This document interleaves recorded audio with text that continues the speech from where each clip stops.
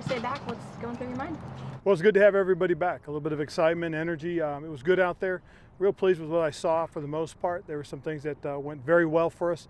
Some of us are a little bit rusty. We believe we weren't mistake-free. I like to believe they understand the sense of urgency. We planned about 107 days, and everything that I think we need to do is get better every time we get on the football field.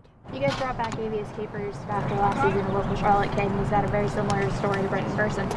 Why did you guys decide to bring him back? Well, first of all, we know he knows our system. We know that he's a good football player, done some good things for us, and had an opportunity to make the team last year. And again, we had a position we had to fill, and again, why not bring a guy that knows what you're doing? So that's a big part of why we brought him back in, and we think he has an opportunity. Ron, why do you know that there's 107 days to week 1? I think I counted. I might be wrong, but I just know this. As far as I'm concerned, I want to make sure we understand the sense of urgency. I don't want to just be out here and figure out we'll pick it up when it's time. The message out here is, you don't start from where you finish, you start from the beginning. And that's what we're doing, is we're starting from the beginning, we're going to work our way up. For the most part, I want to make sure everybody understands that we're all accountable to that. We have a goal in mind, and, we have a vision, how we want to get there. So I just want to make sure I get the point across that, we got to pay attention to what's coming. You've seen even more hunger from these guys because of that message? I think so. I think the guys are understanding, what it takes. But like I said, we're a little bit rusty today. We've got to knock the rust off and get going, and I'm pretty excited about having everybody back around. What are the unique challenges right now coming off of a Super Bowl run compared to previous spring sessions like this? Well, I think first off is getting caught in the trap that that you've arrived, that you're there, that you just show up. I think the thing that we have to understand more so than anything else is you've got to earn it. We do have a target on our back a little bit. People are going to look at us a little bit differently. The expectations are a little bit higher. The truth of the matter is really about what we think and what we know, and how we do things. So we got to go out there and make sure that every time we step on this football field, we're getting better. Greg Olsen said a very similar thing the first time we spoke with him a couple weeks ago. How important is it to have those guys like the TDs and the Gregs to kind of keep the younger guys on message a little bit? Well, I think it's not just the younger guys, but the older guys too. I think everybody's got to be kept on message, and it's good to make sure that the leadership understands the significance and importance of every time you get out here, how important it is to get better. The big challenges are really not becoming complacent. I mean, it's easy to feel all the pats on the back and listen to what everybody says and read everything that's out there and see everything that's out there. And the truth of the matter is, we've got to stay focused. I mean, if we want to attain our goal, I mean, we got close. We didn't achieve the goal last year by any means, but we got there. And that's good, but it's not good enough. And I want to make sure we understand that message. Heard talk about communication among that defensive backfield. How important is that for them to develop that? Well, they're going to have to develop that rapport. We had a group that had a good feel for one another last year and really communicated very well. So these guys are getting opportunities to get on the football field for us, have got to make sure they communicate and understand how important that is. And not just communicating with themselves as far as the defensive backs are concerned, but working with the linebackers and the D-line. It's very important that that's something that's going on out there, and they develop that communication and feel for one another. These are voluntary, obviously. Yes. Do you have an understanding of why Kelvin's not? Yes, we had a group of guys that had some personal issues that they had to take care of back home, and they were excused.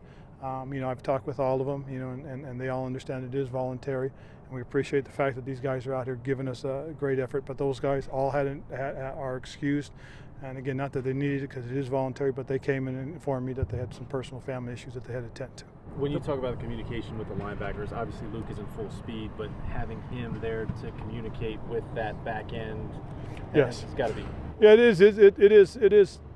Paramount to the development of that group that everybody that's going to be on the field is out there communicating, practicing. So that's why when we have no contact drills, Luke is in there working with those units. So again, we're just trying to make sure we create that opportunity for them to continue to work with one another and develop that rapport that you need. And hopefully they get to that point like Luke and TD have gotten, where they just look at each other, don't need to say anything, or a little hand signal, and everything's been communicated.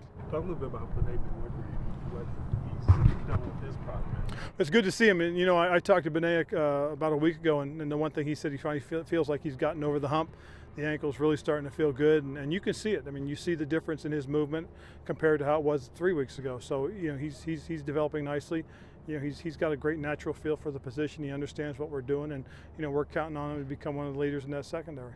Ron, do you expect Kelvin and Paul and Graham to all be back next week, later this week? Yes. Like I said, they all had family reasons, personal reasons why they had to, why they're not here. And again, we're not holding anybody if they have to be here, because this section is voluntary, which we do appreciate their participation. But having said that, they were taking care of some family business. Ron, what were your impressions of what you saw out of your young corners today?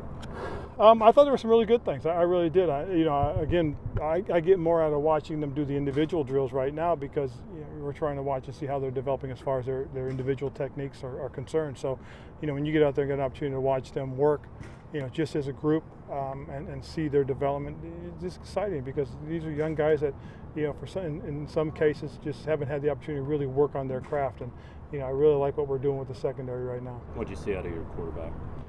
He was rusty.